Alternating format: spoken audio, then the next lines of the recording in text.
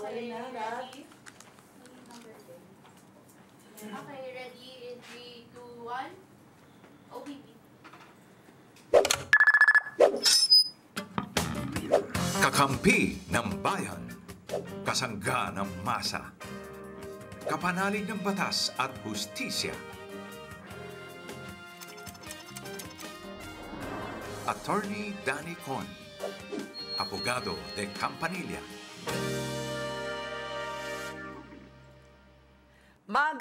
Magandang gabi po sa inyong lahat. At syempre, another episode of Abogado de Campanilla. Walang iba, kundi ating abogado talaga de Campanilla, Attorney Danny Con. Magandang gabi. Magandang gabi rin sa'yo, Mare. Welcome back. Oo nga, I am very big. Magaling ka na. Oo, magaling na. Magaling na. Nakita mo naman yung boses ko, ha? Oo. Buo! Buong-buo na. Wala. Hindi na namamaalam. Hindi na ako namamaalam, hindi naghihingalo. Buong-buo ang boses natin. Kaya naman ready tayo ngayon para sa lahat ng ating mga viewers. Magandang gabi po sa inyong lahat. Mare ng Bayan, Mare Yao po, at syempre, kumpadre ng De Campanilla. Ulit. Kumare de Campanilla. Kumare de Campanilla. Oo. Ni Attorney Danny Con, Mare Yao. Pero eto mga friends... Bakit nga ba kita naging kumare? Hindi ko alam. Oo, I think sa aso. Wala naman akong Inaanak ako sa aso. inaanak sa anak mo. Kasi nga, ang tawag dyan, Mare ako ng bayan. Ayun. Kasi kung Mare ka ng bayan, kahit hindi mo rin ano-ano. wala rin tayong pinagtuangan. Wala pa. Wala pa rin. Malay mo in the future. May pagtuangan tayo. Oo, in the future, di ba? Oo. Alam ba niyo kung ano yung pinagtuangan? Wag mo sasabihin, ha? Kaya ko yan. Pero sige, sabihin mo na, wala nang oras. Merong isang batang inanak tayo pareho. So inaanak natin either binyag or kasal. So tayong dalawa ay magkatuwang. I see. Magkatuwang tayo doon. Kung sakali, ang dami mo ng ganyan. Marami na. Nako, pero, saan namakmak inaanak sa kasal? Ang tawag doon, kumare din. Ganun din. Kasi magkatuwang kayo, okay. Ngayon, di yun namang anak ng nanay, ng ninang mo, kinakapatid mo. Anak ng ninang ko, kinakapatid ko. Yes, Tama. Oo, tama. Kinakapatid. Si nanay ni Gibo, ninang namin. Nanay ni Gibo Chodoro. Kaya kinakapatid namin si Gibo Chodoro. Okay. I got it. Okay, so dahil sa dami mong inaanak, di ang dami mo ng kumpare at kumare. Sobrang dami na. Saksakan ng dami.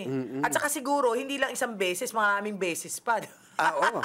Actually, may mga inaanak ako sa binyag. Oo. At inaanak na sa kasal. Tingnan mo nga naman. Huwag mo na sabihin. Alam ko na edad mo. Okay. Sige. Kasi 13 years old pa lang ako, nag-aanak na. Sige. Sabi ko nga, joke yun. So, eto na ang ating joke, mga friends, ha? Dahil wala tayong joke. Yung kanina sinabi niya, joke yun, na 13 years old pa lang siya. Marami na siyang abogado na siya. Sige. So, kayo naman po ang mag-ambag ng joke sa amin, ha? Kung may mga jokes ho kayo na gusto nyong rumesback now na sa mga abogado, this is your chance. Pero ang ganda ng microphone natin. Syempre, thank you sa mga sponsor. Terno. Maraming salamat sa nag-sponsor ng aming mikropono. Ikaw ay pinagpala at pagpalaing ka pa nawa.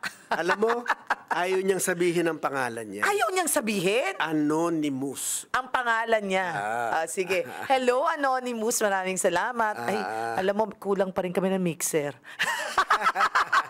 Di marunong magpasalamat, di pa na kontento, nanghingi pa, ano ba? Parang hindi matatapos kasi yung panghihingi natin. Hindi. Ang tawag dyan, may kusang loob siya sa mga nangangailangan. Dahil tayo nagpa-public service, attorney. Most likely UP graduate siguro siya. I'm sure. Kaya very mahal sa sure. kanya ang UP. Oo naman. Mahal na mahal niya. At maraming salamat. Totoo yan, ha. Maraming salamat po mula sa kaibuturan. Ng aking dibdib. Ng kanyang puso. Ayun, ng aking puso. Ayan. Sige. Eto na yung joke. Mga friends, bigyan nyo kami ng joke. Kasi nga, tuloy-tuloy syempre ang ating programa. Gusto naming marinig naman from your end. Anong klaseng joke meron kayo? I-post nyo po yan o kaya i-message nyo kami sa aming Facebook or YouTube ng inyong mga favorite jokes patungkol sa mga abogado. Dahil po jokes, dapat nakakatawa po. Pag hindi natawa, Ay, pag hindi po natawa, hindi namin babasahin. sama. Pag hindi kami natawa. Hindi. Basta bigay nyo lang yung mga jokes nyo. Akong bahala dyan. Mapapatawa namin sige. kayo. Maski ha? maiyak tayo. Pwede na rin. Okay, eto na mga friends ha. Kung kayo po ay may mga katanungang legal para sa amin, eto mga numbers na pwede nyong tawagan, attorney, ano? Sa mga Globe users, 0954-310-0331. And another number. Para sa mga smart users, 0961-770-8807. Actually, ngayon, kahit Globe, kahit Smart, pwede na unli. Pwedeng tumawag in all networks. So, kahit Kasi, Globe ka, pwede ka mag-Smart. wala nang mga- Pwede ka Smart, pwede ka mag-Globe. Wala O, nang mga yan. charges Wala na. Kasi may mga unli calls na, di ba? Oo nga. Halatang hindi, kasi hindi ka prepaid eh. Postpaid ka eh. Oo nga, postpaid Oo, ako. postpaid siya. At saka yung telephone number ko, ito yung unang-unang number na nakuha ko. Hanggang ngayon, siya pa rin ang O, number pues, ko. yung inaanak po niya nung unang-unang panahon, yan pa rin ang number niya. I-text nyo at tawagan ninyo, ha? Okay, hindi siya nagtatago. Bawal magtago. Bawal magtago. Okay, so eto na. Hindi talaga nagtatago si Attorney Danny Concepcion sa mga tanong. Si Paul ng Quezon, ang tanong niya, siya ay 37 years old. Parang same age lang tayo, friend. Okay, Attorney! Ano po ang dapat kong gawin kasi po ibinasura ng korte ang kasong kriminal na inihain namin? Ibig po bang sabihin nito ay talo na kami sa kaso?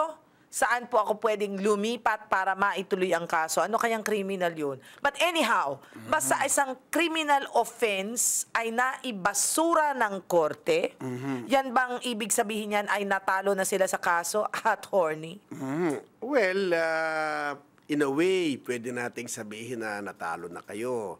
Kasi nga, ibinasura na ng husgado ang inyong isinampang kasong kriminal. Pero, maisasampa ba ninyo uli yung kaso? Dahil baka may kulang lamang yung unang kasong isinampa nyo, pwede bang isampa uli? Depende po yan.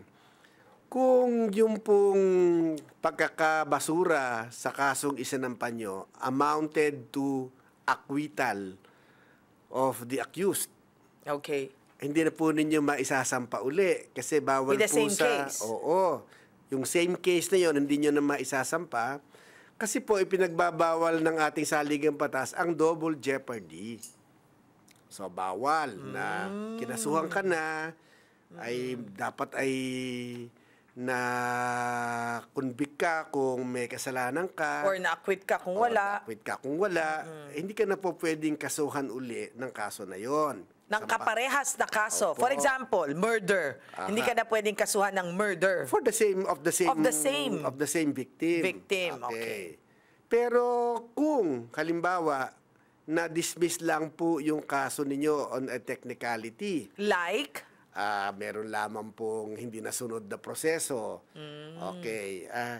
Teknikalidad po ang dahilan kung bakit ibinasura.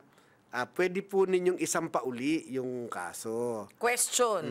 Pag sinabing technical, sinasabi ba ng husgado or sinasabi ba ng judge kung ano ang naging rason or sasabihin ba niya, technical yan. Ano yan? Sinasabi ba o hindi? Pwedeng hindi naman sabihin ng husgado na technicality yung Naging rason. naging rason. Pero sasabihin niya kung anong rason. May nakasulat doon sa... Obligado kung bakit niya ibinabasura ang kaso, obligadong sabihin niya ang dahilan. got it. Whether or not the reason na kanyang sinabi ay teknikalidad at hindi ito magiging double jeopardy, ay nasa sa nasa sa klasifikasyon.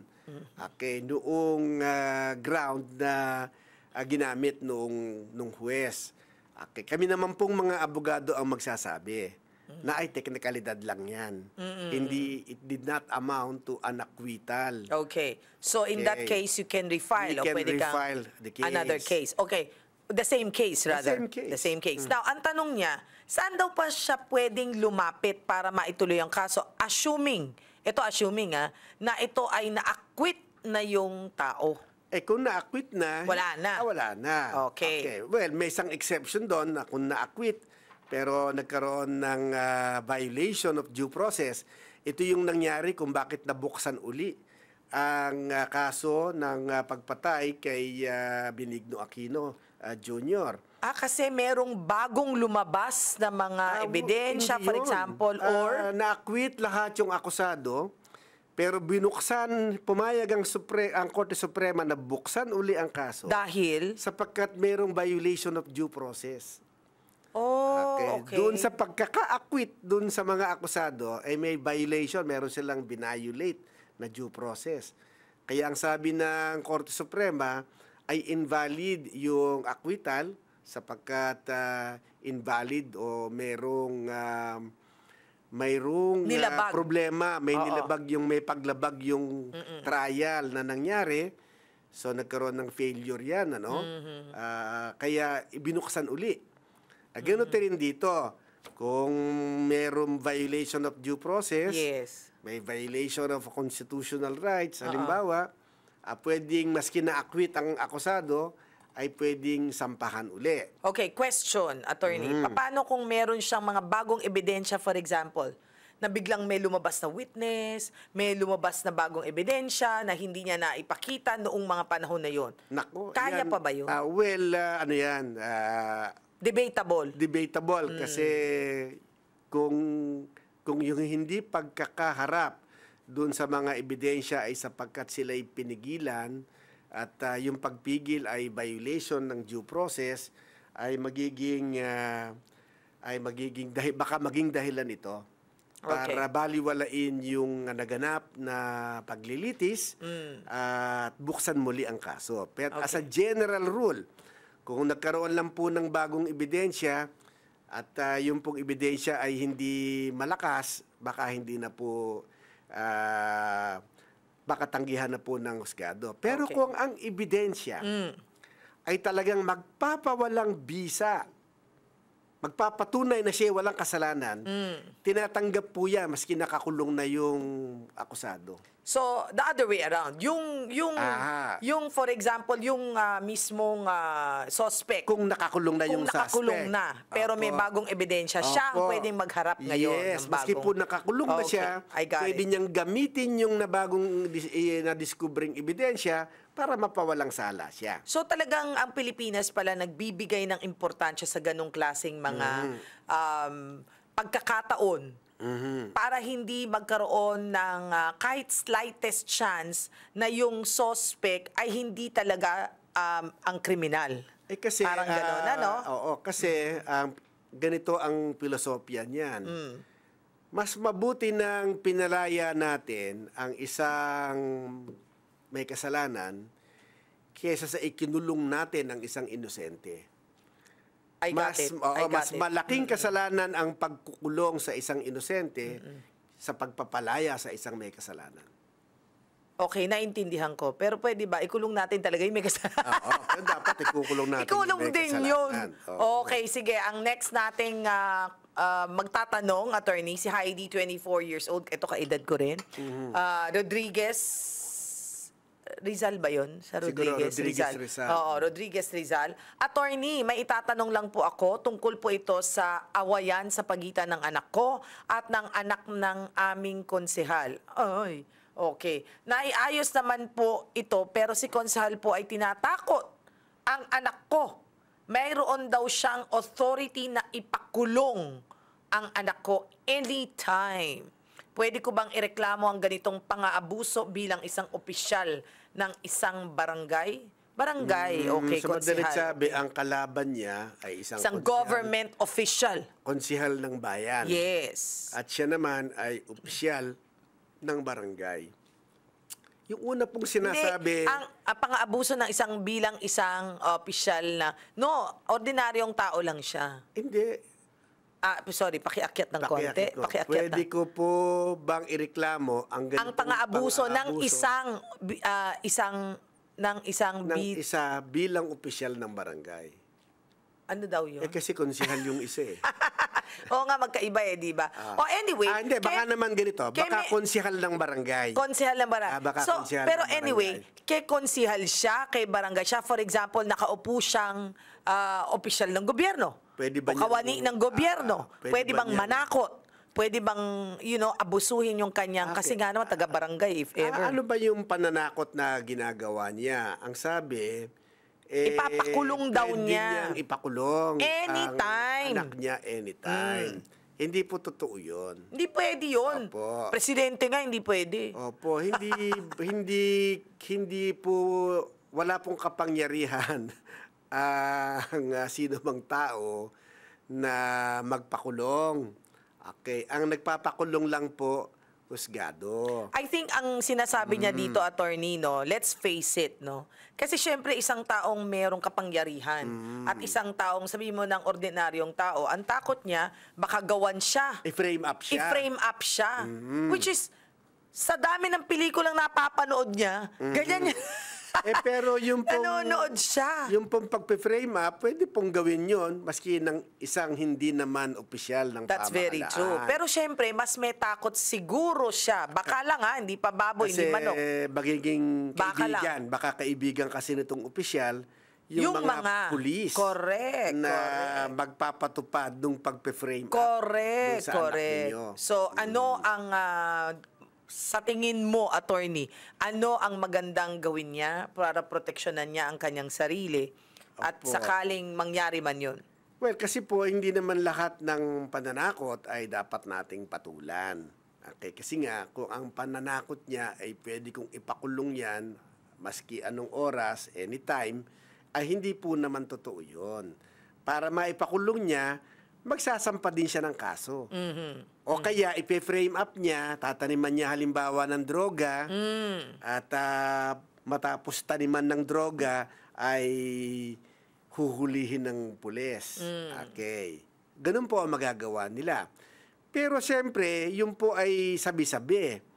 Hanggat hindi niya ito ginagawa, ay wala tayong maaaring ireklamo. Ang tanong, pwede ba niyang kasuhan like, for example, harassment? Pwede ba niyang ipablatter? Mga ganon? Pwede naman. Okay, pwede niyang ipablatter ng pananakot. Correct. Okay, tinatakot. Pagka may nangyari sa amin dito.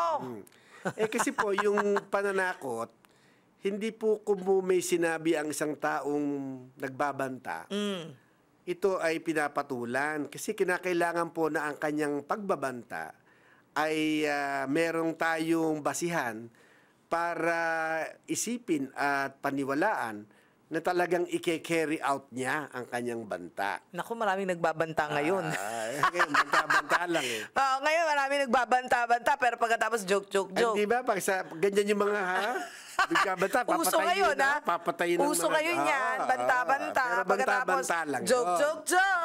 Di ba? Banta-banta Pero lang. again, you were saying that kung may kapasidad siyang i-carry yun, At or saka gawin there is yun. reasonable ground to believe Okay. na patutuparin niya. Okay. Gagawin niya ang yung banta niya. Okay. Ganun pa man, i-blatter na. Tama. Nasa ganun, kung ituloy niya, ay nandun na, nakalagay na sa blatter. Naka-record. Naka-record na nagbanta. Correct. Okay, na nagbanta. Tsaka mag-CCTV ka all over. Ang bahay nyo. Para Mag-body cam ka. naka-record. Oo, ang Ayun. tawag doon, praning. Praning na. Hindi.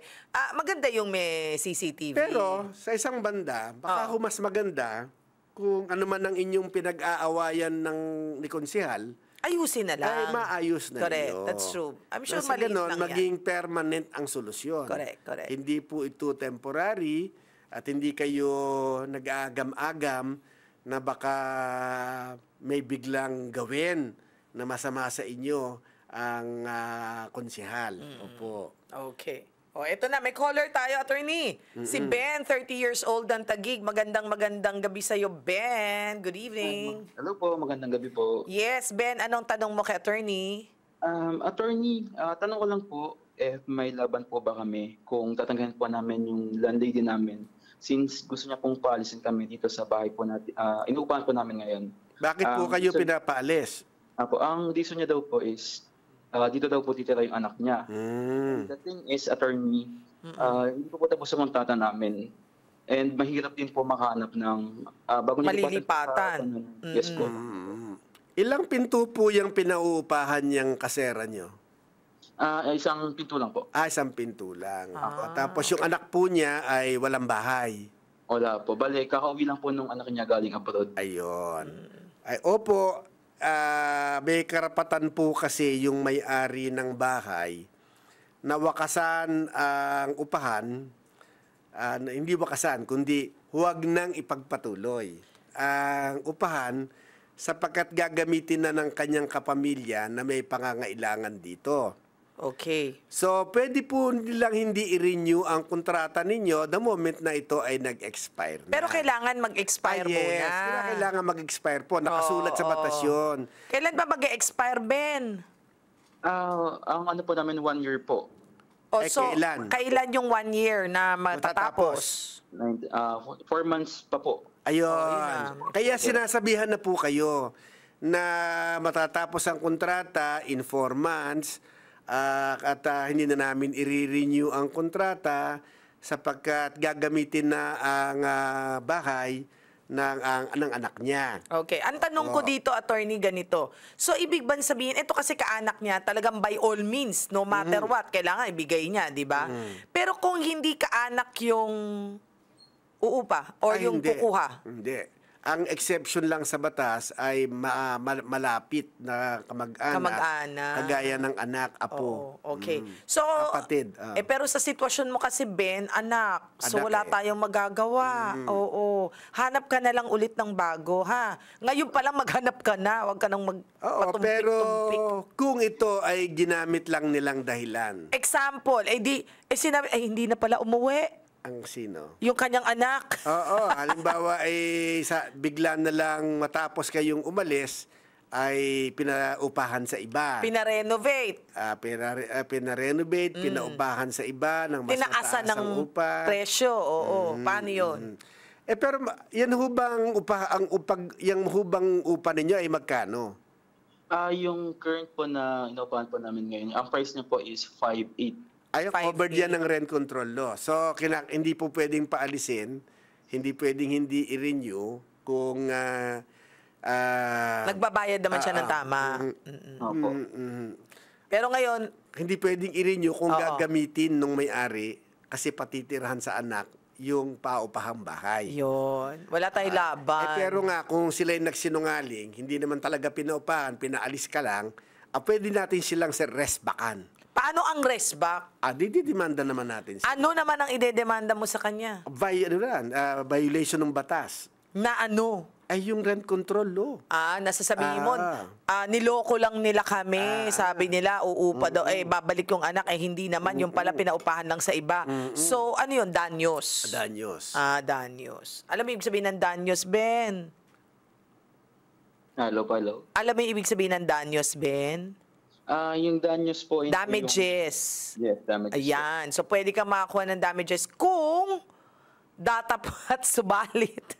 Hindi, kung sakali daw na hindi totoo yung sinasabi ng landlady mo. Okay? Okay po. Salamat, Ben. Salamat po sa pagsagot, attorney. Ay, maraming salamat sa pagtawag po. Ito naman, si Alexander, 39 years old, ng Diliman. Malapit sa atin. Attorney, nakasagi po ako ng kotse at nasagasaan ko. Pero Nagasgasan. nagasgasan. Sorry naman. Ulit. May salamin ako Ulit. Nakasagi po ako ng kotse at nagasgasan ko. Pero ayaw po nila na gamitin ko ang insurance. Naku, dami nakag-aaway dahil sa ganito, ha? Sa pag-aayos ng sasakyan, gusto po nila cash ang ibigay ko. Pwede ko po ba silang ireklamo at ano pong mabuting gawin? Okay. Hindi po ninyo sila irereklamo. Kung hindi nyo sila bibigyan ng cash. So, okay, ganito yon. At yung insurance ninyo, ang pakikiusapan ninyo na Coordinate. makipag-deal dito sa na-aksidente. Okay, ganito yan, ha? May tatanungin tayo kay attorney kasi itong kasong to, I think lahat tayo apektado dito. Pagka nagkaroon ng banggaan sa kalsada, di ba? Ang nangyayari kasi SOP, tatawag ka ng MMDA, tatawag ka ng pulis, kukunan ng litrato, pupunta ka sa pinakamalapit na estasyon ng pulis, di ba? So, katulad doon nangyari sa kanya, may insurance naman siya. Ayaw gamitin nung siya ang may kasalanan. Hindi naman niya tinatanggi na siyang na siya ang may kasalanan. Pero ayaw tanggapin noong tao. Gusto niya idemanda pa rin siya. Paano 'yun? Di magdemanda sila. Magdedemanda sila. Hayaan mo sila magdemanda. Hayaan mo sila magdemanda. Kasi Sasagutin mo na lang. Sasabihin mo lang, ay, inaamin ko naman po Hindi sa pero hindi. insurance po yung magbabayad bakit ayaw po nilang tanggapin na yung insurance ang magbabayad? Bakit ganon, attorney? Minsan kasi may mga pagkakataon na naririnig sa mga nagkakaroon ng banggaan na ganyan, ang nagdidikta kung magkano yung Insurance adjuster. hindi yun. Kunwari, tayong dalawa. Ako ang nakabangga sa'yo. Ikaw yung nagdidikta sa akin kung magkano ang babayaran ko sa'yo. Kaya nga. Ayaw kong tanggapin. Away na. Pero pagka insurance kasi ang kausap mo, yung insurance ang kalaban mo. Yung adjuster ng insurance. Sasabihin ng adjuster, ay hindi ho ganyang kalaki yan. Kung ganyan ho kalaki ang sinisingil nyo, kami na ho ang gagawa niyan. Pwedeng ganon. Pwedeng ganun Kasi, Okay. di ba? Kasi, kinakailangan lang namang ibalik sa dati yung nasirang sasakyan. At hindi mukhang bago. Siyempre, hindi naman kinakailangan mukhang bago. Bagong-bago yung sasakyan. Gusto niyang palitan lahat. Pero alam ninyo, kasi kapag kasalanan ninyo, at yung pong sasakyan ay mangangailangan ng matagal na panahon para magamit uli, siyempre, meron namang karapatan yung may-ari nung nasirang sasakyan na humingi ng service. So, babayaran mo yung service niya. Opo. So, haba po ginagawa yung sasakyan namin, dapat po may magamit naman kaming service. O Kasi kaya- kung hindi, naperwisyo po kami. Totoo yan. Oo. At saka, sabihin mo ng magandang sasakyan mo. Ang mahal-mahal ng sasakyan mo. Pagkatapos sasabihin niya, doon mo paggawa dito sa kasa ko. Kung ayaw mo. Well, sa akin, kung talaga namang kayang gawin noong pinagdadalan, kasi usually insurance ang pipili niyan Kapag Okay. ito, pinaubaya mo na sa insurance, ang kausap na nila yung insurance agent So, ikaw naman na nabangga, ikaw yung nadanyosan, can you also demand na hindi pwede? Maganda yung sasakyan ko Hindi pwedeng basta-basta kasa lang. Dito nyo ipasok sa kasa ko. Kasi Pwede ba yun?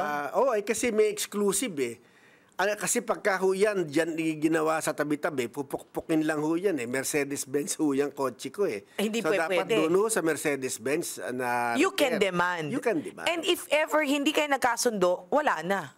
Demandahan. Demandahan. Okay. Alright. Well, anyway, nako, napakaganda naman ng kwentuhan natin. Hindi ko tuloy napansin, Natapos na tayo, attorney. Maraming salamat po sa mga tumawag at medyo nagtiyagaan ngayon na nag-antay ng kanilang mga calls at mga nag-text sa atin. Anyway, huwag kayong mag-alala dahil may bukas pa. Monday to Friday po ang ating abogado de Campanilla, Attorney Danny Con. Kaya hanggang bukas. Maraming salamat po sa ating mga kababayang tumangkilik sa ating palatuntunan, sa YouTube Live, sa Facebook Live, at sa Signal Channel 101. Maraming salamat po. Magandang gabi. At hanggang sa muli ng ating, kaya natin yan, daupang palad. Tama ba ako doon? Pagdadaupang palad. Pagdadaupang palad, mga ka-TV UP. Hanggang sa muli po, ako yung Mare ng Bayan, Mariyaw. At ako naman po si Attorney Danny Con, ang inyong abogado de Campanilla. Hanggang sa muli. Bye, everyone.